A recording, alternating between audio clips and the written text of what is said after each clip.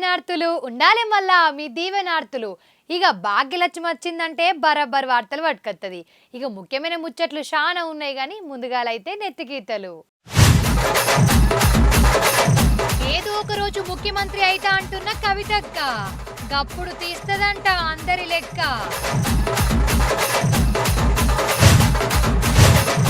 Messy కోసం మెస్లకుంటా అవుతున్న కయ్యం గిల్లలొల్లి ఏడదాకా పోతుందో అని పోలీసులకు పట్టుకున్నది భయ్యం. మహిళా ఆంధ్రుల క్రికెట్ జట్టును మెచ్చుకున్న చిన్న సీఎం చేసిండు మళ్ళా పెద్ద సాయం. సర్పంచ్గా గెలిచిండ్రు చాలా మంది పెద్ద మనుషులు, పరేషాన్ అవుతున్నారు మళ్ళా యూత్ పిల్లలు.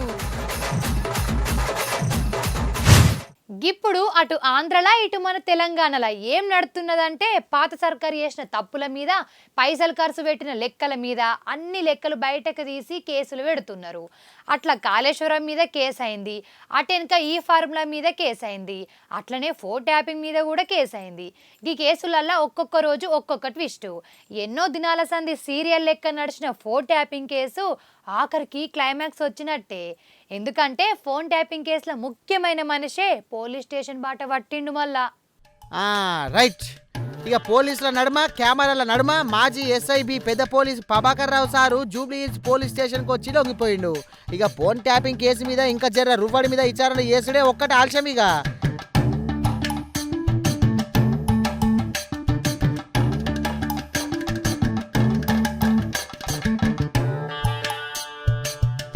పాత సర్కార్ దగ్గర 1200 మంది ఫోన్లను ట్యాపింగ్ చేసిరా అనేది అసలైన కేసు. కొంతమంది లీడర్లది సుతా గిదే మాట. మరి ఫోన్ ట్యాపింగ్ చేస్తే ఎవరెవరి మీద చేసిండ్రు, ఎందుకు చేసిండ్రు, ఇంకా ఏమేం కథలు నడిపిస్తున్నారు, ఏమేం కథలు పడ్డారని పోలీసులు విచారణలో సమాచారం గుంజుతారు.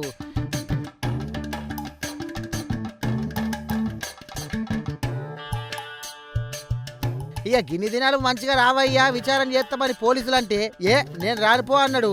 ఇక బయట దేశం నుండి పోలీసులకు ఇక సీదా సుప్రీంకోర్టుకు పోతే విచారణకు సై అన్నది. ఇవాళ ప్రభాకర్ సార్ను జూబ్లీ హిల్స్ పోలీస్ స్టేషన్లో లొంగిపోమన్నది. అందుకే మాజీ ఎస్ఐబి పెద్ద police Prabhakar Rao sir station బాట పట్టిండు.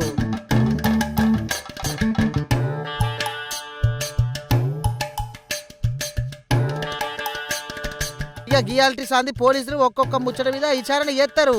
గా విచారణల పాత సర్కార్ లీడర్ల పేర్లు తెస్తే ఇక గా లీడర్లకు చూతా ఇక గిదే గతి. చూడాల మళ్ళీ ఆఖరికి ఏమవుతుందో.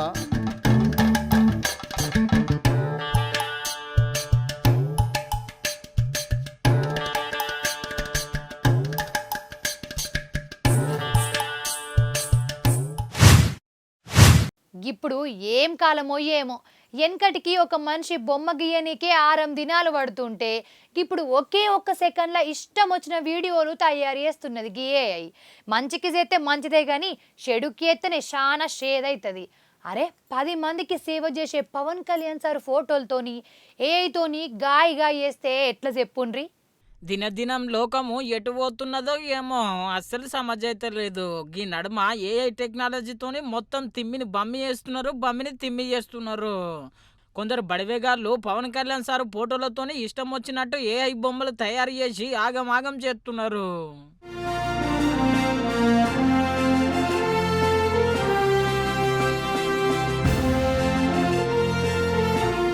ఇక పవన్ కళ్యాణ్ సార్ కూడా ఓపిక పట్టినన్ని రోజులు పడతాడు కానీ గీత దాటితే ఊకుంటాడా చెప్పుండ్రి. అందుకే చిన్న సీఎం పవన్ కళ్యాణ్ సారు కోర్టుకు పోయిండు. కోర్టుకు పోయి నా ఫోటోలు నా వీడియోలు వాడకుండా ఆగమాగం చేయకుండా చూడాలని కోరిండు కోర్టును.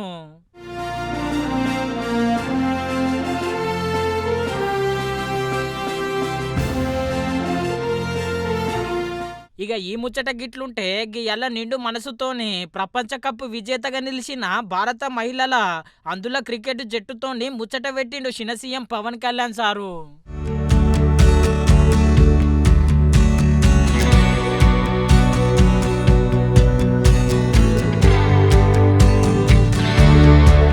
గిట్లా ఉట్టిగా శభాషనుడే కాదుల్లో ఒక్కొక్కరికి 5 లక్షల రూపాయలు ఇచ్చిండు.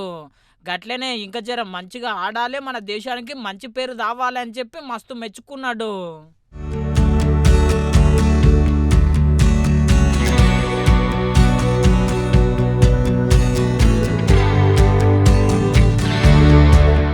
చూసిండ్రు కదా గింత మంచి మనసున్న పవన్ కళ్యాణ్ సార్ మీద ట్రోలింగ్ ఎట్లా చేయబుద్ధి అవుతున్నదో ఏమో కొందరికైతే.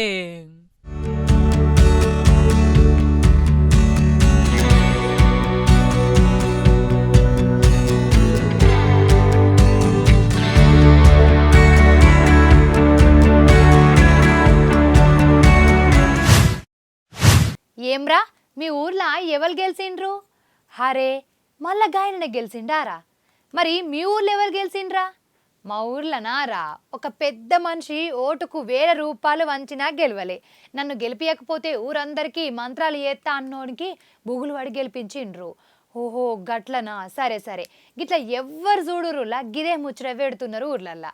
మరి గెలిచినోళ్ళ మురుపం ఎట్లుందో ఓడినోళ్ళ బాధ ఎట్లుందో అరుచుకుందాం పాన్రి. హా, అదృష్టం అంటే గీ అవ్వదే 82 సంవత్సరాల వయసులా ఎదురు లేకుండా 500 మీద ఓట్లతోటి మెజారిటీతోని సర్పంచ్గా గెలిచింది. ఇక అవ్వ సంబరం చిన్నగా లేదు.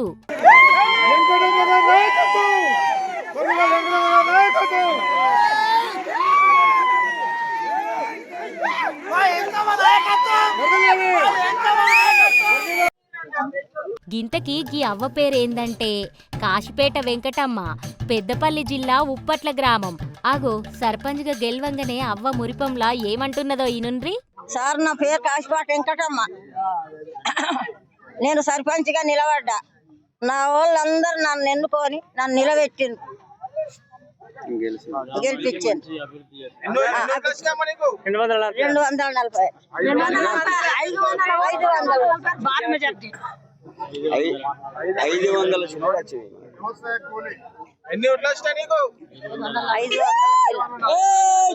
పోయినసారి నేను స్వల్ప మెజారిటీతో ఓడిపోయినందుకు నాకు ఒక్కరికే మద్దతు తెలిపి ఈరోజు మా అమ్మను భారీ మెజారిటీతో గెలిపించేదానికి పూర్తి సహకారం మా అన్నలది ఉన్నది. వారికి నేను జీవితాంతం రుణపడి ఉంటా. అగో ఇన్నర్ కదా, పోయిన తాప ఓడిపోయినందుకు ఇప్పుడు ఒక్కటే ఓట్లు గుద్దిండ్రంట ఊరోళ్ళందరు కలిసి.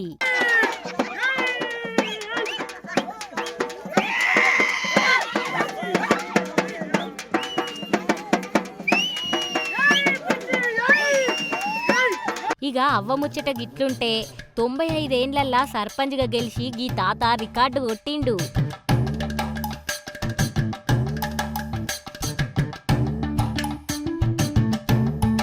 అగో కొత్త సర్పంచ్ గారికి బాగానే మద్దతున్నట్టున్నది. డైరెక్ట్ మాజీ మంత్రే ఇమ్మతిస్తున్నాడు కదా అనుకోగలరు. గా పెద్ద మనిషి గాళ్ళబాపే.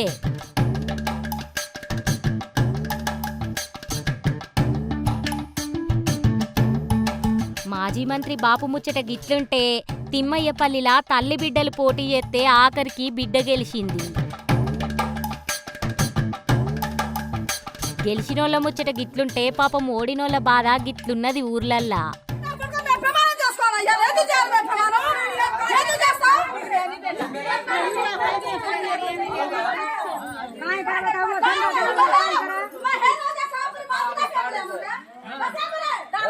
అగో చూసిండ్రు కదా, పైసలు వంచినా అయినా ఓటెయ్యలేరు. మా పైసలు మాకు ఇయ్యుండ్రని మంది మీదికి మరలబడుతున్నది. గింతకి గీ అక్క ఎవరనుకుంటున్నారు? కాంగ్రెస్ ఎమ్మెల్యే మురళీ నాయక్ సార్ వదిన. సోమ్ల తండాల సర్పంచ్గా పోటీ చేసి ఓడిపోయింది.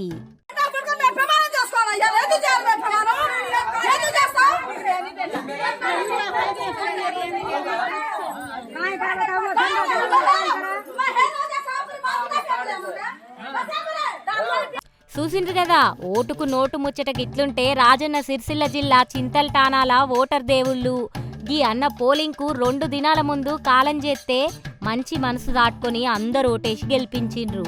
ఆయన చచ్చిపోయినా మా మనసులో నిలిచిపోయిండు అని తీర్పిచ్చిన పబ్లిక్కు నిజంగా తారీఫ్ చేయాల్సిందే. మొదటి విడత సర్పంచ్ ఎన్నికల ముచ్చట గిట్లుంటే రెండో విడత సర్పంచ్ ఎన్నికల ప్రచారం గియ్యాలనే ఆఖరు. ఇక మూడో విడత కూడా దగ్గరకొచ్చింది. గందుకే ఊర్లల్లా జోర్ల ప్రచారం నడుస్తున్నది.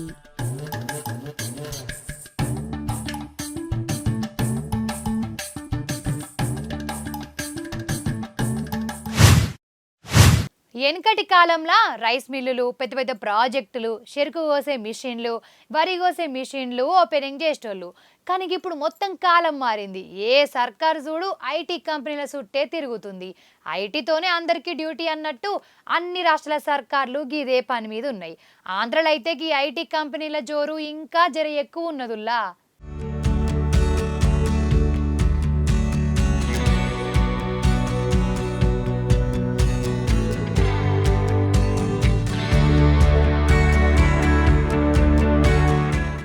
రైట్ చూసిండ్రు కదా, సీఎం చంద్రబాబు సారు, మంత్రి లోకేశం సారు ఇద్దరు కలిసి ఐటీ కంపెనీలకు శంకుస్థాపన చెయ్యనే చేసిర్రే. అగో చూడుండ్రే ఎట్లా మురుస్తున్నారో.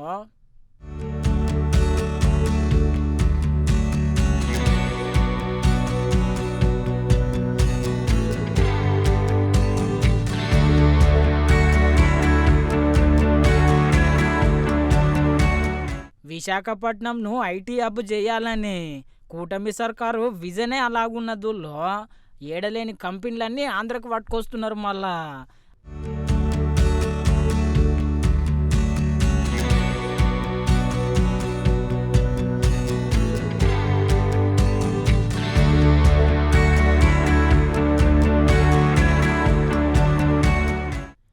అలా విశాఖపట్నంలో 7 ఐటీ కంపెనీలకు గిట్ల శంకుస్థాపన చేసిండ్రు.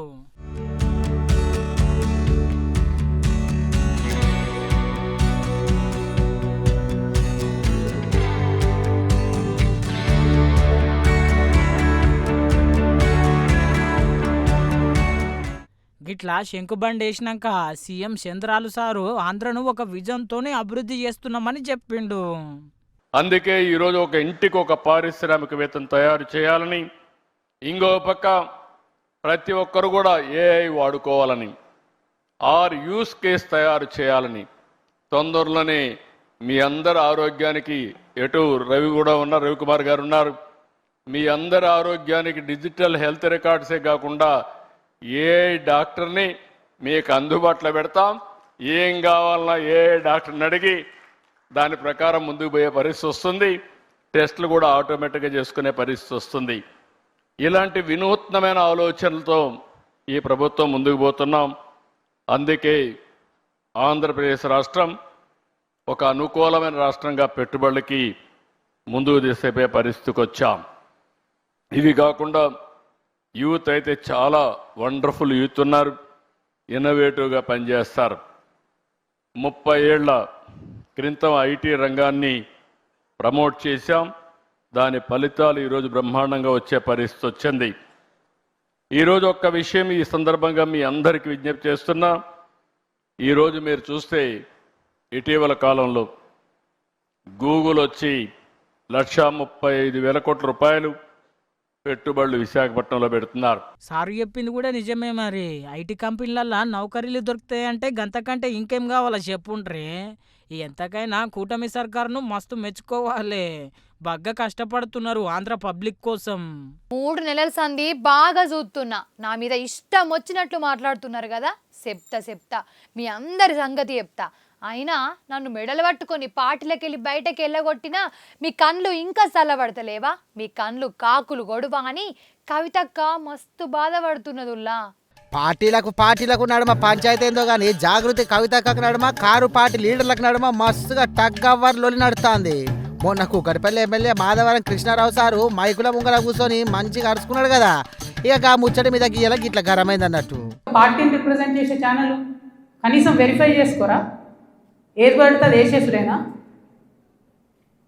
వేరే వాళ్ళది వేస్తే వాళ్ళు ఊరుకున్నారేమో, నేను ఊరుకునేదాన్ని కాదు, ముందే చెప్తున్నాను. టీ న్యూస్కి లీగల్ నోటీస్ ఇస్తున్నాం. 1 వీక్లో పబ్లిక్ అపాలజీ చెప్పాలి బిడ్డ, పబ్లిక్ అపాలజీ. కోర్టుకి ఈడుస్తాం ఏమనుకుంటున్నారు.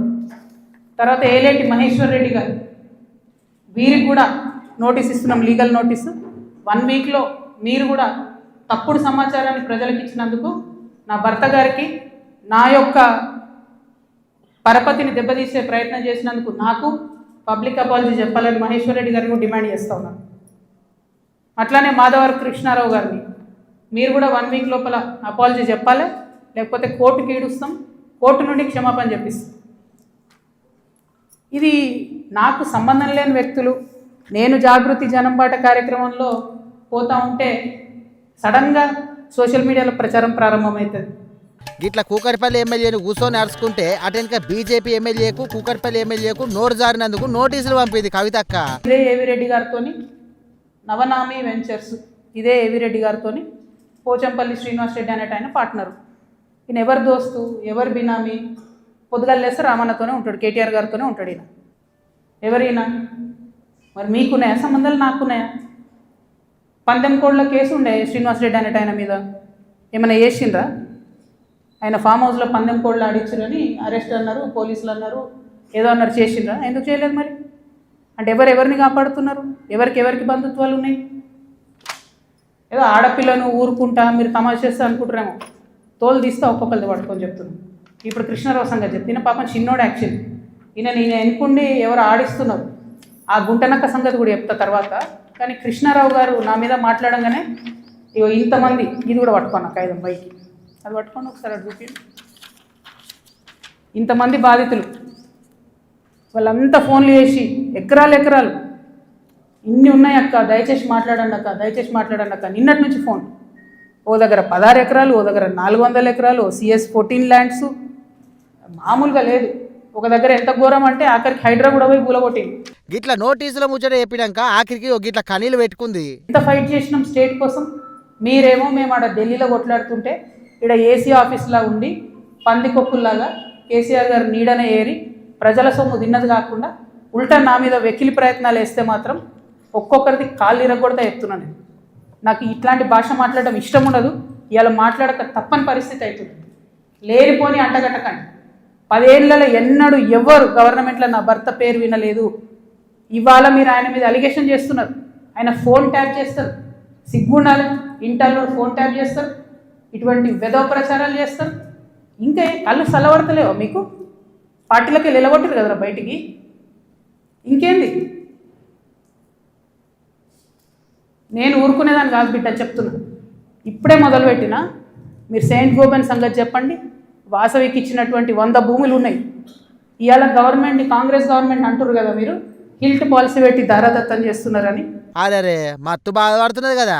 గిట్లా బాధపడి అటెనక నేను ముఖ్యమంత్రి అయినాక అందరి లెక్కలు తేలుతా, ఇప్పుడైతే గిట్లనే ముందుకు నడుస్తా అని చెప్పి హామీ ఇచ్చింది. So let time decide. ఎప్పుడన్నా ఎవరైనా ఎంక్వైరీ చేస్తే డిసైడ్ అయితే చూద్దాం. ఏమీ కాకపోతే నాకెప్పుడో ఒకసారి టైం వస్తుంది కదా. దేవుడు దయ ఉంటే నేను ముఖ్యమంత్రి అయితే కదా ఒకనాడు. ఆనాడు మాత్రం 2014 నుండి 2014 తెలంగాణ వచ్చినప్పటి నుండి ఇప్పటి వరకు అన్ని అన్యాయాల మీద నేను మాత్రం ఆరాధిస్తాను. ఎందుకంటే ఎవరు వచ్చి బయటకు వచ్చి మాట్లాడినా వాళ్ళని దబాయించాలి, వాళ్ళ మీద ఒక కేసు వేయాలి, వారిని ఏదో అనాలి, బురద జల్లాలి అని అంటే కుదరదు. నేను అట్లా ఊరుకునే వ్యక్తిని కాదు. నేను తప్పు చేస్తే నేను క్షమాపణ అడుగుతాను. నేను కోరిన క్షమాపణ జనం బాటలో ముందుకెళ్ళినప్పుడు. ఎందుకు కోరిన క్షమాపణ? నేను అదే గవర్నమెంట్లో ఉండి అమరవీరుల కుటుంబాల కోసం గట్టి కొట్లాడాల్సిందే అని నాకు మనసుకు అనిపించింది కాబట్టి నేను క్షమాపణ అడిగిన. ఉద్యమకారులను కేవలం నా ప్రాంతంలో చూసుకున్నా కానీ వేరే దగ్గర చూసుకోలేకపోయినా అనే ఉద్దేశంతో క్షమాపణ కోరిన. నేను అట్లే చెప్తున్నా. నేను తప్పు చేస్తే ప్రజలకే చెప్తారే తప్పు చేసినారా భయ్ సారీ అని. నేను తప్పు చేయలే, అందుకే ధైర్యంగా చెప్తాను నేను తప్పు చేయలే. అయినా సరే నా మీద ఏదో బుర్ర జల్లాలి అంటే ఊరుకోను. భగవంతుడు నాకు అవకాశం ఇచ్చినప్పుడు మాత్రం అన్ని బండారాలు కూడా బయటికి తీస్తాను. అగో విన్నారు కదా, ఏదో ఒక దినం పక్క సీఎం అవుతుందంట.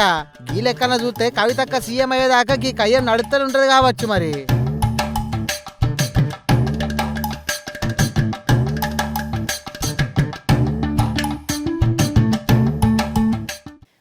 నాలుగు దినాల సంధి ఫేస్బుక్లో చూసినా ట్రెండింగ్ అదే, ఇన్స్టాగ్రామ్లో చూసినా ట్రెండింగ్ అదే, ట్విట్టర్లో గిట్ట చూసినా గదే ట్రెండింగ్, వాట్సాప్లో చూసినా ట్రెండింగ్ అదే.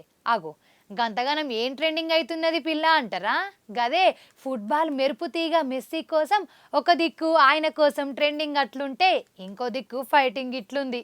మన ముఖ్యమంత్రి సారు ఒక దిక్కు ముడుచుకుంటా ఫుట్బాల్ తోప్ ప్లేయరు మెరుపుతీగా అయిన మెస్సీతోని జబర్దస్త్ ఫుట్బాల్ ఆట ఆడాలని ప్రాక్టీస్ చేసి గీయల్లా 5 నిమిషాల ఆట కోసము కోట్ల రూపాయలు ఖర్చు పెడతారా? గిదెక్కడ అన్యాయం అని రోడ్డెక్కిండ్రు బీజేపీ లీడర్లు.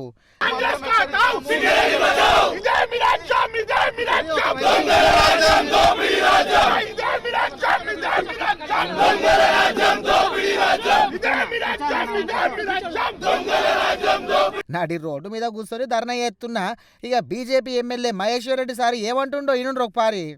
ప్రభుత్వం అనేకమైనటువంటి ప్రజాధనాన్ని దుర్వినియోగం చేస్తూ ప్రజా వ్యతిరేక విధానాన్ని అవలంబిస్తూ 2 సంవత్సరాలు దాటినా ఈ రోజు వరకు ఇచ్చిన ఏ ఒక్క హామీ నెరవేర్చని రేవంత్ ప్రభుత్వం ఈరోజు ఇంటర్నేషనల్ పబ్లిసిటీ పిచ్చి పట్టుకొని ఆ పిచ్చి పరాకాష్ఠకు చేరి ఈరోజు ఇంటర్నేషనల్ పబ్లిసిటీ కోసం మెస్సీని తీసుకొచ్చేసి హైదరాబాద్లో ఫుట్బాల్ ఆడి 5 నిమిషాలు ఆయనతో ఫుట్బాల్ ఆడడానికి రాష్ట్ర ప్రభుత్వం తరఫున 100 కోట్ల రూపాయలు ఖర్చు చేస్తున్నటువంటి రేవంత్ రెడ్డి ఈ డబ్బు ఏ డిపార్ట్మెంట్ నుంచి ఎంతెంత ఖర్చు చేస్తూ ఉన్నావు, దేనికోసం ఖర్చు చేస్తూ ఉన్నావో ఖచ్చితంగా ప్రజలకు వివరణ ఇవ్వాలని చెప్పి మేము కోరుతా ఉన్నాం. అగో విన్నారు కదా, మెస్సీ ఆట కోసము ఎన్ని కోట్లు ఖర్చు పెడుతున్నారో పక్కా లెక్క మొత్తం పబ్లిక్ చెప్పాలి అని ఉన్న ముచ్చడే చెప్పిండు. అటెనక అందరూ మెచ్చేటట్టు ఈ మాట అన్నాడు. సూటిగా రేవంత్ రెడ్డి గారిని ప్రశ్నిస్తా ఉన్నది, ఈ రోజు నువ్వు 100 కోట్ల రూపాయలు మెస్సీ కోసం నువ్వు ఖర్చు పెట్టేటువంటి డబ్బు వల్ల ఈ రోజు రాష్ట్ర ప్రజల కోసం ఏం ఉపయోగం అవుతా ఉన్నది? రాష్ట్ర ప్రజలకు ఎక్కడన్నా ఒక్క రూపాయన దీనివల్ల ఉపయోగం అవుతుందా అని అడుగుతా ఉన్నాను. దీన్ని ఇవే 100 కోట్ల రూపాయలు ఈరోజు రూరల్ ప్రాంతం లోపల మా క్రీడాకారుల కోసం ఖర్చు పెడితే ఆ ప్రాంతంలో స్టేడియంలు కట్టొచ్చు, ఇక్కడ ఉన్నటువంటి పేద విద్యార్థుల కోసం ఉపయోగపడతాయి, మరి హాస్పిటల్ కోసం ఉపయోగపడతాయి. ఇలా ప్రజా సంక్షేమం కోసం ఖర్చు చేయాల్సినటువంటి ఈ డబ్బుని నువ్వు ఈ రకంగా మరి 100 కోట్ల రూపాయలు వృధా చేస్తా ఉన్నావు. అదే మాదిరిగా అనేకమైనటువంటి కుంభకోణాన్ని నేను అనేక సార్లు బయట పెట్టిన. ఈ రోజు నువ్వు తీసుకొచ్చేటువంటి చర్య వెనక్కి తీసుకోవాలా? ఖచ్చితంగా రాష్ట్ర ప్రభుత్వ ఖజానాను ఈ రకంగా నీ ఫ్యాంటసీ కోసం ఖర్చు పెడితే భారతీయ జనతా పార్టీ ఊరుకునే సమస్య లేదని మరొకసారి తెలియజేసుకుంటూ భారత్ మాతాకి, భారత్ మాతాకి. సార్ అన్నది కూడా నిజమే. మరి గా పైసలు దేనికన్నా ఖర్చు పెడితే మత్తు లాభం అవుతుంది. గిట్లా రోడ్ల మీద కూర్చొని దండిగా ధర్నా చేసినాక పోలీసులకు పువ్వు పార్టీ లీడర్లకు నడుమ గిట్ల కీసులాట అయ్యింది.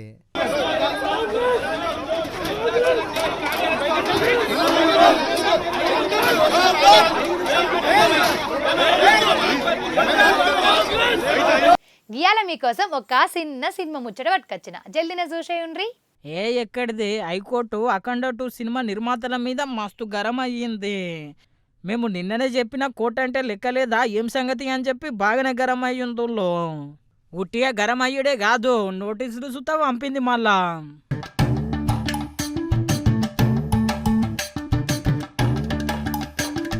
హైకోర్టు ముచ్చట గిట్లుంటే బుక్ మై షోల సినిమాలు లచ్చలల్లా అమ్ముడు పోతున్నాయి.